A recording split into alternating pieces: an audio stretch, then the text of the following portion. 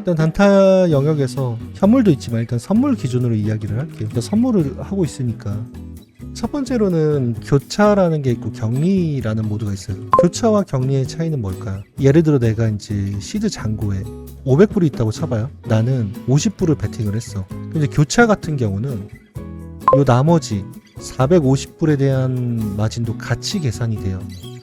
이렇게. 그래서 이제 뭐 청산가나 이런 게 널널하겠죠. 요거까지 담보로 잡으니까 널널한 거예요. 청산가나 뭐 이런 것들이. 근데 격리는 뭐냐? 내가 베팅한 만큼만 인정을 하는 거예요. 그러다 보니까 뭐 청산가나 그런 게 짧겠죠. 근데 저는 이 중에서 무조건 격리 모드만 사용을 합니다. 잘하는 탑 트레이더 중에서도 교차를 사용하시는 분이 있습니다. 물론 있는데 저는 격리를 사용한다. 이유는 아까 그 500불에서 50불을 베팅을 했을 때 만약에 잘못되면 이 50불만 날아가는 게 격리인데 교차 같은 경우는 450불 몽땅 다 청산이 돼요. 청산가가 넓지만 넓은 대신에 한꺼번에 청산이 되는 거야. 그래서 저는 격리 모드를 선호를 한다라는 이야기입니다. 그럼 이제 잘하는 트레이더 중에서 교차 모드를 왜 사용을 할까? 청산가 때문에 그래요. 청산가를 늘리기 위해서 교차 모드를 사용을 하는 거예요. 근데 여러분 생각을 해보세요. 환물을 했을 때도 쉽게 막 마이너스 막 50% 되기도 하고 마이너스 60% 되기도 하죠. 그런 거를 생각을 해봐요. 그래서 아무리 늘렸다 한들 레버리지 먹은 그런 포지션에서 위험하겠죠. 그래서 대다수의 이제 교차를 사용하시는 분들이 사용하는 방법이 물타기를 자주 해요. 청산가를 늘린 다음에 손절을 하는 게 아니라 물타기를 한다는 이야기예요. 내가 만약에 잡은 시점에서 더 내려갔어. 그럼 물 타서 얘가 반등되면 이 반등에 대한 갭, 요 조그만한 갭, 요거를 먹습니다. 그래서 이거를 먹으려고 교차를 이용하시는 분들이 많은 거예요. 그래서 대다수가 하는 방식이 내가 실제로는 100불을 베팅을 하고 싶어. 또는 100불을 운영을 하고 싶어. 근데 여기다 넣는 거는 거의 뭐 10,000불, 100,000불을 넣습니다. 왜냐면 청산가를 넓게 만들고 싶기 때문에 이런 식으로 운영을 하는 거예요. 요거로 담보를 잡고 매매를 하는 거죠. 이런 식으로 물타기해서 나오는 거죠. 그러다 보니까 수익률이 굉장히 높아요. 뭐 95%가 되기도 하고 98%가 되기도 합니다. 근데 이제 단점이 뭐죠? 패배하는 수익률 뭐 한 5%가 될 수도 있고 2%가 될 수도 있는데 요거 때문에 한 방에 청산이 돼요. 한 방에. 잘못되면 그런 경우가 많습니다. 또 한 방에 청산이 되지 않더라도 방향을 진짜 잘못 잡았을 때는 크게 잃어요. 크게. 이렇게 하는 방식이 교차를 이용하는 방식이에요. 그래서 당연히 승률이 높을 수밖에 없겠죠. 롱배팅을 하든 숏배팅을 하든 이런 식으로 한다는 이야기예요. 이런 분들이 사실 이제 탑 트레이더도 있어요. 진짜로 이렇게 하고 잘하는 사람들도 있어. 근데 일반인들이 이거를 따라하다가 진짜 지옥 가는 경우가 굉장히 많습니다. 타점도 잘못 잡고 단순하게 그 물타기를 하다가 한 방에 그냥 날아가 버리는 그런 방식이 있어요. 그래서 이게 뭐다? 교차로 운영하는 방식이다. 아까처럼 100불을 운용을 하기 위해서 10만 불을 넣거나 100만 불을 넣거나 이런 식으로 청산가를 아주 널널하게 만드는 거죠. 하지만 여기는 어디다? 코인판이다. 현물도 나락가면 마이너스 70% 80% 되는 마당에 그렇게 막 엄청나게 청산가를 늘린다고 해서 안전한 게 아니다 라는 이야기예요. 그래서 제가 아시는 분들 중에서도 이렇게 하다가 이제 망한 사람들이 굉장히 많습니다. 그래서 대다수의 그 수익률이 높다고 하면은 이런 방식을 하는 거다 라고 생각을 하시면 돼요. 하지만 이제 저는 이제 격리 모드를 사용을 해요. 무조건. 이거에 대한 특징은 뭐냐? 일단 청산가가 짧지만 청산가가 짧아도 상관이 없습니다. 왜냐하면 보통 이제 교차로 사용하시는 분들은 내 관점이 틀리는 구간 여기를 넘어서면 나는 손절을 하겠다 그렇게 생각을 하는데 저는 애초에 그렇게 하질 않아요. 내 타점을 건들고 안 가면 손절이야. 그렇기 때문에 청산가가 짧든 뭐하든 상관이 없어요. 어차피 저는 빠르게 손절을 하니까. 그래서 이 손절가를 어느 정도 잡냐 다시 한번 정리를 해드리면 현물 가치로 0.5에서 1%입니다. 그 얘기는 무슨 얘기죠? 레버리지 3배를 쓰면 0.5면은 마이너스 1.5%면 손절이고 마이너스 3%면 손절이다 라는 이야기예요. 그럼 내가 20배를 쓴다고 하면 마이너스 10%이면 손절 또는 마이너스 20%일 때 손절이란 이야기입니다. 현물 가치로 0.5에서 1% 거기에 손절을 건다라는 이야기예요. 내 관점이 깨지는 순간 나는 손절을 하겠다라는 게 아니란 이야기예요.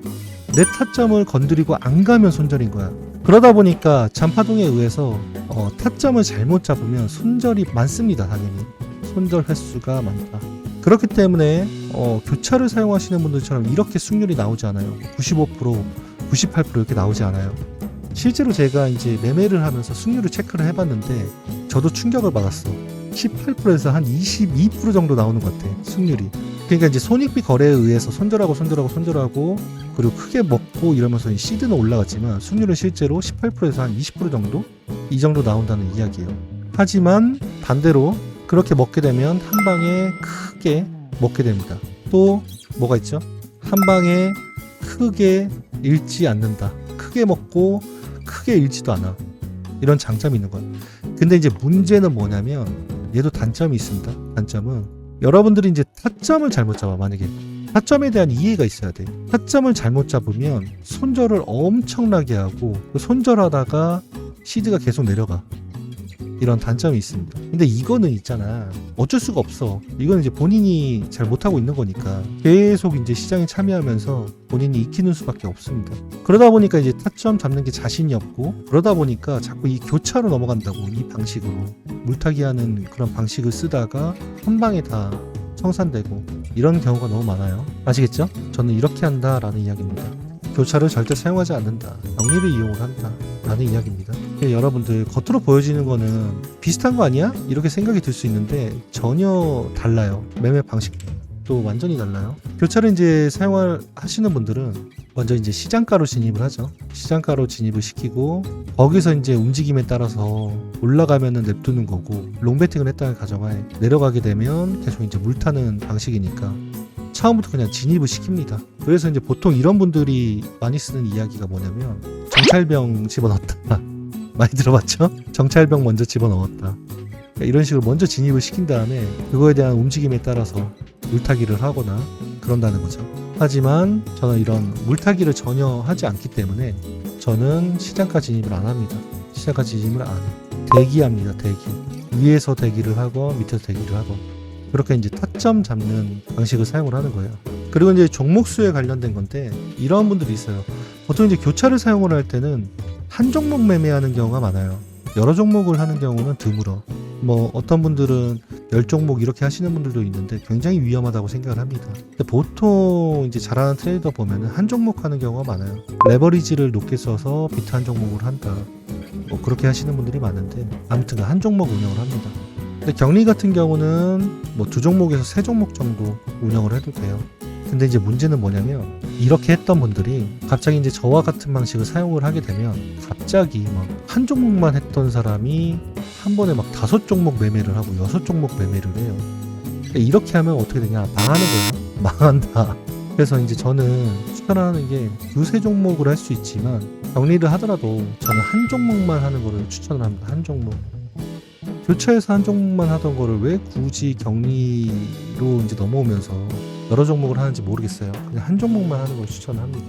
그리고 이제 드릴 이야기가 교차를 사용하든 격리를 사용하든 그거에 상관없이 종목에 관련된 건데 이제 그런 이야기를 하시는 분들이 많아요. 저 같은 경우는 단타 영역에서 비트를 매매하지 않습니다. 알트코인을 매매를 해요. 알트코인을. 저도 예전에는 비트코인 매매를 했습니다. 최근에는 제가 느끼기에는 단타에 적합하지 않아요. 비트코인은. 왜냐면 단기 변동성이 너무 나죠. 그래서 이제 수익이 충분하지 않고 잃을 때는 크게 잃고 먹을 때는 조금 먹을 수밖에 없어. 이제 비트를 이제 단타 매매에서 먹기가 어려워요. 얘를 이제 먹으려면 어떻게 해야 돼요? 억지로 변동성을 늘릴 수밖에 없어. 억지로 변동성을 늘린다는 건 뭐예요? 레버리지를 과도하게 올려야 된다는 거예요. 쉽게 말하면 예전에는 진짜 뭐 5배, 10배 뭐 이렇게 해도 충분했는데 지금은 그게 이제 수익이 충분하지 않다는 이야기예요. 단기 변동성이 낮아서. 그럼 이걸 먹으려면 막 억지로 높여야 돼. 막 50배, 심지어는 막 100배를 사용하기도 하고. 근데 그러다 보니까 당연히 그만큼 수수료도 엄청나게 많이 나가고, 그리고 뭐 예를 들어 이제 손절이 됐어. 손절이 되면 굉장히 크겠죠. 그래서 비트코인 매매는 안 한다라는 이야기예요. 대신 이제 알트코인 같은 경우는 어차피 알트코인을 해도 손절하는 건 똑같아요. 내 타점을 건드렸을 때 안 가면 손절이야. 근데 이제 얘가 방향이 나오면 얘는 쭉쭉 밀어주잖아. 롱으로 가든 숏으로 가든 쭉 밀어준다고. 막 20%, 많이 나오는 거는 뭐 50%, 때로는 가끔 막 200% 이렇게도 쏘죠. 그러니까 밀어주면 쭉 밀어줘. 그렇기 때문에 오히려 단기 매매에 적합하다라는 이야기예요. 그러니까 그렇다고 너무 막 호가창이 비어있는 것들 있잖아. 그런 것들은 하면 안 되죠. 어느 정도 이제 호가창이 채워져 있는 그런 종목들, 그런 종목들 위주로 매매를 한다는 이야기예요. 대신 얘네처럼 막 50배, 100배 이렇게 안 써도 되잖아. 10배를 쓰거나 늘린다면 한 20배, 최대 늘린다면 이 정도만 써도 충분하다라는 이야기예요. 근데 사람들이 그렇잖아. 아니 알트코인은 현물에 대한 변동성도 큰데 10배랑 20배 쓰면 너무 큰 거 아니야? 네, 물론 큽니다. 하지만 제 방식을 보세요. 어차피 똑같잖아. 내 타점을 건드렸을 때 안 가면 손절이야. 교차처럼 이렇게 버티기 물타기 하는 게 아니라고. 그렇기 때문에 격리를 사용을 하기 때문에 저는 이제 비트를 하나 알트를 하나 똑같습니다. 타점 건들고 안 가면 손절이기 때문에. 그래서 비트를 매매하기보다는 알트코인 매매를 하는 게 훨씬 더 매력적이고 효과적이다라는 이야기예요. 그래서 저는 알트코인 매매를 하는 거예요. 여러분들 그 수수료에 대한 거를 잘 모르시는 것 같아. 또 수수료가 어떻게 되는 건지 알아요? 매매 수수료? 보통 이제 매매 수수료가 기본적으로는 현물이 비싸요. 현물이. 업비트 같은 경우는 제가 알고 있기로는 한 0.5% 정도 되는 걸로 알고 있거든요. 보통 이제 현물 수수료가 이래요. 근데 이제 선물 수수료는 여러분들이 생각한 것보다 저렴합니다. 0.0045 이래요. 선물 수수료는 사실 굉장히 낮아요. 낮은데 문제가 뭐냐면 곱하기 레버리지야. 쉽게 말하면 0.0045라고 치죠. 그럼 이제 여러분들이 100배를 썼어. 곱하기 100이라고 이렇게. 이게 수수료 이게. 그럼 여러분들 10배를 썼어. 그러면은 10이 되겠죠. 곱하기 10. 이해되세요 이게? 그러니까 3배를 쓰면은 3이 되는 거고. 그렇기 때문에 이제 이게 착각하는 거야 사람들이. 현물 수수료가 싸다고 생각하시는 분들이 있는데 현물 수수료보다 레버리지를 낮게 잡으면 선물 수수료가 훨씬 더 싸요. 근데 이제 문제는 뭐냐면 나 수수료 엄청나게 나가는 것 같아. 이런 사람들은 아까 그 교차로 놓고 100배 돌리는 사람들, 50배 놓고 돌리는 사람들 이런 게 이제 수수료가 이렇다는 이야기예요. 곱하기 100이야. 이해되세요? 수수료 측면에서도 바라봐봐. 비트를 50배, 100배 놓고 하는 거나 알트코인은 10배, 뭐 많이 해봐야 20배 놓고 하는 거 어떤 게 더 수수료가 많이 나가겠어. 당연히 얘가 훨씬 더 많이 나갑니다. 그래서 이게 진짜 비밀이었던 거야. 그 보통 이제 인플루언서 중에 보면은 교차로 놓고 보통 막 이렇게 추천을 하시는 분들 있죠. 왜 그러겠어. 이게 비밀이 있는 거예요 진짜. 하지만 저는 어떤 걸 추천한다? 변동성이든 수수료 측면이든 이거를 하는 게 훨씬 더 효과적이다라는 이야기입니다. TP를 이야기를 할게요. TP가 뭐예요? 익절하는 지점이에요. 익절. 그건 이제 보통 어떻게 잡냐? 교차 같은 경우는 꽤 크게 먹지 않습니다. 리스크가 크기 때문에. 근데 여기서 롱베팅을 했다고 가정을 하죠. 근데 처음에 무빙이 이렇게 나왔어. 물타기 하겠죠. 그리고 난 다음에 TP는 어디다 잡냐면 보통 이렇게 가까이 잡습니다.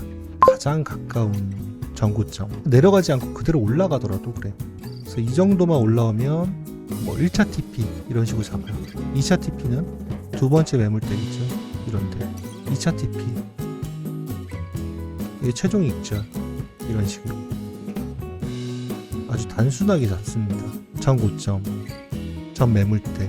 그러니까 지지저항 관점에서 가까이 있는 그런 곳에 TP를 잡기 마련이다 라는 이야기예요. 그래서 크게 먹는 경우가 드물죠. 근데 이제 저는 어떻게 할까요? 이런 지점을 설정을 해서 TP를 설정하지 않습니다.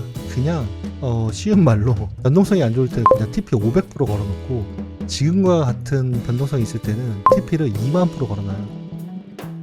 왜 그러냐면 일단은 TP를 걸어놓은 거에서 나오는 경우가 드물어요. 드문데 가끔 이제 미쳐가지고 날아가는 코인들이 있어. 그래서 얘가 갑자기 걸려. 잡히자마자 갑자기 얘가 걸리는 경우가 있어. 실제로 제가 이거 한 10번, 12번 정도 그랬어. 매매하는 총 기간을 포함을 해서 그냥 갑자기 걸려버려 얘가. 그러면 뭐야? 땡큐. 갑자기 그럼 미친빔 나오잖아. 설거지빔 같은 거. 그냥 일단 이렇게 널널하게 걸어놓고 들어가고 일반적으로는 무빙을 봅니다. 제가 뭐라고 그랬어요? 저는 익절을 언제 한다? 정류장이 뜨거나 3개의 정류장 있죠? 잔잔히 보이거나 세 번째가 또 있다. 뼈대를 깼을 때 익절을 합니다. 이거를 무조건 지켜요. 무조건. 그래서 이런 뭐 저항대에서 TP를 잡거나 그러지 않습니다. 애초에 매매 방식 자체가. 그렇기 때문에 장점이 뭐예요? 얘가 여기서 잔잔거리지 않고 그냥 쏘게 된다면 아주 크게 먹을 수가 있어요. 왜죠? 근데 익절에 대한 기준이 안 나왔기 때문에 그냥 냅두는 거예요. 아시는 분들은 아시는데 제가 작년에 보여드린 매매 중에 페페 같은 종목은 잔잔히 안 뜨니까 그냥 기다렸죠. 기다리니까 어떻게 됐어요? 막 9,000% 이랬던 적이 있어요. 그러니까 이렇게 크게 먹을 수가 있는 거죠. 잔잔거리지 않고 계속 쏴주면. 자, 그러면 조금 더 디테일하게 설명을 할게요. 첫 번째, 정류장 세기라고 했는데 정류장 세기가 뭐냐?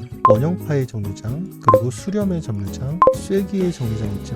이 세 개의 정류장이 있어. 원형파를 그리거나 수렴을 그리거나 쐐기를 그리면 익절하는 거예요. 두 번째, 잔잔거리면 익절한다. 특히나 선잔잔거리면 익절하는 경우가 많은데, 왜냐면 후잔잔은 정류장이 떠야지만 나오는 거기 때문에 후잔잔은 생각할 필요가 없어. 익절에서는 선잔잔만 고려를 하면 되겠죠. 자, 그러면 선잔잔이 뭐냐? 1시간 봉 기준으로 최소한 10시간 정도?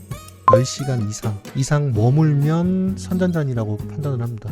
그 갭은 아무리 넓어봐야 9% 이하여야 돼. 근데 어지간해서는 뭐 한 8%, 7% 이 정도 되는데 잔잔거린다고 판단하지는 않고 평균적으로는 한 4, 5% 이내 4, 5% 이내 구간에서 한 10시간 정도 머물면 선잔잔이라고 판단을 하고 익절합니다. 세 번째는 뼈대를 깼을 때, 그때 익절을 하는 거예요. 뼈대 깼을 때. 선잔잔이 보이지도 않고 정류장이 보이지 않아도 뼈대를 깨게 되면 익절한다 라는 이야기예요. 그럼 뼈대라는 거는 무슨 얘기를 하는 걸까요? 단순히 추세를 이야기하는 게 아니죠.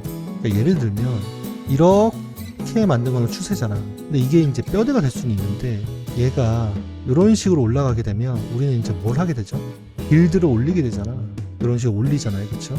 덕커파동에서 이런 식으로 뼈대 올리는 걸 알려드렸죠. 지금 여기서 이야기하는 뼈대는 뭐예요? 이런 것들을 이야기를 하는 거겠죠.